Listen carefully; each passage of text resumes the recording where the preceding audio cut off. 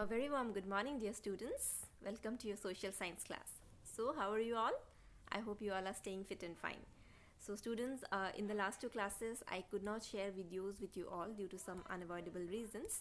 So, today we shall have a discussion on the first PPT that I shared with you all. That means the PPT which was shared on Wednesday. It was on these two topics, right? Women write about women and caste and social reforms. First, we will do a recapitulation of the previous topic. After that, we will discuss these two topics. Okay. So, students, do you remember what was the last topic in which I gave the video? So, the last topic in which I shared a video with you all, it was changing the lives of widows and girls begin going to school. So, under the topic changing the lives of women, we discussed about how different social reformers work towards uplifting the status of widows in the society. For example, reformers like Ishwar Chandra Vidyasagar, he used verses from the ancient text to put an end to the evil practices like Sati Pratha, right? And the Britishers too supported him. And finally, the process of Sati, it was banned in 1829. Apart from apart from Ram Mohan Roy also, there were various other social reformers. Can you all name some? Yes, those were Ishwar Chandra Vidyasagar, then Dayanand Saraswati, then Virasalingam Pantulu, etc. Right? So they also work towards uplifting the status of widows in the society. Similarly, Ishwar Chandra Vidyasagar also, he used the ancient text to support his idea that widows also could remarry. So, following his belief, the Britishers, they passed a new law in 1856 that permitted widow remarriage.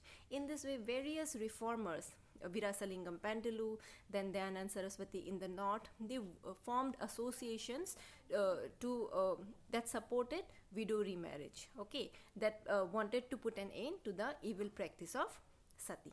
All right, and then we discussed about the next topic, that is girls begin going to school.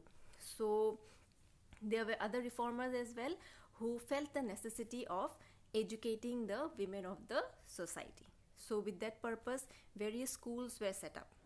But students, unfortunately, even though schools were set up, people at that time, they were reluctant to send their girl child to the school, because they felt that if the girl go to school through the public places, this will corrupt their mindset. Okay, so in many liberal families, it was the father and the husband who taught the women of the family. And then in the Muslim aristocratic families, home tutors were allotted to for the education of the girls. But then there were some girls who were so much enthusiastic to read and write that they secretly learned to read and write. For example, Rasundari Devi, remember? And then there were various women reformers as well who worked towards spreading women's education. For example, Mumtaz Ali. Yes, so in this way, we discussed about how the society gradually changed and how girls in the society gradually started getting education, right? So these were the two topics which we discussed in the last video. So students, in this video, we are going to discuss about how the various women reformers started writing and spreading the idea of women's education, okay? And then we will also discuss about caste and social reforms, the various revolutionary changes which were brought in the society and which were brought in the society in order to abolish the caste system. Okay. So students, I hope you all have already gone through this PPT. Still, I'll discuss this PPT with you all. So your learning outcome is you all will be able to point out the efforts or the contributions which were made by the various women reformers in promoting education among the women in the early 20th century. Okay, and then you all will also be able to highlight the efforts of the reformers in rooting out or in removing the evil caste discrimination from the society. That means in removing this evil practice of caste discrimination from the society. Okay. So students, from the beginning of the 20th century, the society gradually started developing. Okay, for example, women's, particularly the Muslim women like the Begums of Bhopal, they played a very very important role in promoting education among the women, in spreading the idea of education among the women. They even founded or established primary schools for girls at Aligarh. Okay, then another very famous or remarkable woman, Begum Ruqayya Sekhawat Hussain, she started schools for Muslim girls both in Patna as well as in Calcutta. She was a very brave woman. She was a fearless critique of the conservative mindset of the people at that time. People at that time, they were very much conservative, narrow-minded. So she openly criticized this kind of conservative attitude of the people. Okay, she started arguing that the religious leaders of every faith accorded an inferior place to women. She openly started criticizing them on this point, that she believed that the religious leaders of various religions, they have given an inferior position to the women in the society, and she started fighting for the rights of women to get equal education. Okay, then students, by the 1880s, Indian women, they even started to enroll themselves in the universities. They started getting higher education. Okay, and once they started getting higher education, some of them even trained to become doctors, some of them were trained to become teachers, etc. So in this way, education among the women, it spread, and meanwhile women also started getting a certain status in the society. Then once they started getting higher education, the women, then they began to write and publish their ideas, their critical views on the place of women in the society. They started spreading their ideas, that how women are discriminated, how they are not given equal rights, etc. Okay, then one such remarkable woman was Tarabai Shindi. Okay, she was a woman who got her education at her home in Pune. Okay, she published a book, Stri Purush Tulna. So Stri Purush Tulna is a comparison between man and women. Tulna means comparison, and Stri Purush means women and men. So in that book, she particularly highlighted about the discrimination which is done against the women in the society, and how a difference in the society is created between men and women. So all these things were written in the book by Tarabai Shindi. Then students, another very significant woman, Pandita Ramabai. She was a great scholar. Scholar means who had vast knowledge of Sanskrit. She felt that Hinduism was oppressive towards women.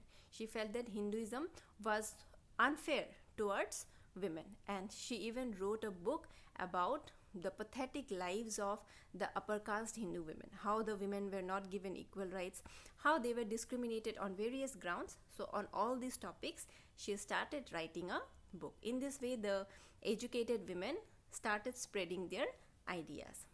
She even started a widow's home at Pune to provide shelter to such widows who have been like boycotted by their husbands' relatives, by their husbands' families. So she started this kind of widows' homes to support the widows who do not have anyone to support them.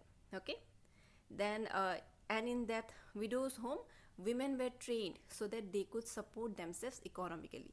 They were given some kind of skills. They were taught so that they can earn their own livelihood, so that they become economically independent, so that they do not have to depend on anyone. Okay, and students, it is needless to say that all this more than alarmed the orthodox, and this kind of practices by these educated women, it alarmed or it alerted the orthodox people, that means the people with a conservative mindset. So they became aware of this kind of practices which were going on in the society. They thought that if this will continue to happen, then women will go out of the hands of men. So this was the thinking of these orthodox people. For example, many Hindu nationalists, they felt that Hindu women were adopting Western ways. According to them, getting education, becoming financially independent is a Western culture, and according to them, Hindu women should not adopt this kind of culture. So they believe that this would corrupt the Hindu culture and the mindset of the women. So this was completely wrong, right? So they felt that this should not happen, otherwise women will feel themselves equal to men. So they wanted to change this attitude of women. Okay, so and not in the Orthodox Hindu families, but in the Orthodox Muslim families also, the people were worried about the impact of these changes. They never welcomed these changes with their heart. Okay, they were quite reluctant to accept these changes. They could not even imagine women getting education, women becoming financially independent. So they always wanted women to live below them. Okay, so students, by the end of the 19th century, women themselves, they started actively working for reforms. It was women who started working for changes that could improve the status of women in the society. It was women themselves who were working for the other women in the society. How? By writing books, by publishing magazines, by founding or setting up of schools, and by founding of training centers. Okay, and by setting up of women's associations. In different ways, they started creating awareness among the women. Then from the early 20th century, they formed political groups to push through laws for female suffrage. That means they then challenged the law that women should also be given the right to vote, because till then women were not given the right to vote. It was only the men who had the right to vote. So they now started working for female suffrage, that the right to vote should also be given to women. Not only that, they should also be provided with better health care and education facilities. Okay, and some of them, they even joined various kinds of nationalist and social movements from the 1920s. So students, in the 20th century, there were leaders such as Jawaharlal Nehru and Subhash Chandra Bose. They also had given their support to the demands for greater equality and freedom for women. They also supported the idea that women should get equality in all walks of life, just like men. Okay, they started supporting this idea of equality and justice for women, equality and freedom for women. And then these leaders, they promised that there would be full suffrage for all men and women after independence. They started promising that after independence in India, both men and women will be given the right to vote. Okay, till then they just requested the women to concentrate on the anti-British struggles. That means they urged or they requested the women to continue their fight for freedom, and once they get freedom, these political leaders, they promise that they will give voting rights to both men and women. Then students, now coming to caste and social reforms. Just like change in the society was needed for uplifting the status of women, change in the society was also needed to uplift the status of the lower caste people. Reforms were required, right? So the Prarthana Samaj, it was a kind of association which adhered to the tradition of bhakti. Adhered means it stick to the idea. Okay, it stick to the idea of bhakti, that believed in spiritual equality for all castes. So Prarthana Samaj had this belief that women and that all the castes are equal. From the religious point of view, there is no difference between any caste. All the caste, all the people, they are equal in the eyes of God. Then students, the Paramhans Mandali, it was founded in Bombay in 1840. It also worked towards the abolition of caste. Different associations, Prarthana Samaj, Paramhans Mandali, they work towards improving the status of the lower caste people, abolition of the caste system. Then students, during the 19th century, the various Christian missionaries as well, they began setting up of schools for tribal groups, the STs and lower caste children. So this was another way of showing compassion for the lower caste people. This was another way of reforming the society towards putting an end to the practice of caste discrimination. Okay. So at the same time, the poor from the village and the small towns, they started, that means basically the people from the low caste, they started moving to the cities where there was a new demand for labor. Initially, these people were not demanded for work because they were considered as lower caste. But with these reforms taking place, these lower caste people, they started moving from the villages and towns to the cities in search for work. Okay, some of them went to work in the plantations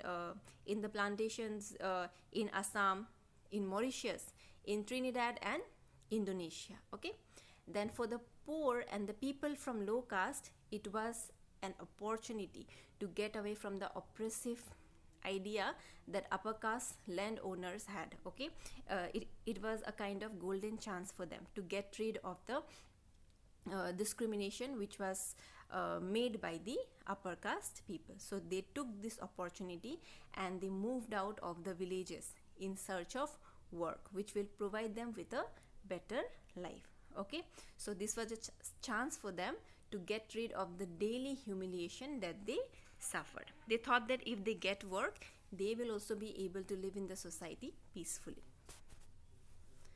So students, these are the topics which are there in the PPT. I hope you all have understood. So let us now discuss the keywords of today's class. First is shelter. Shelter means a place to live in, a place which provides us with protection, right?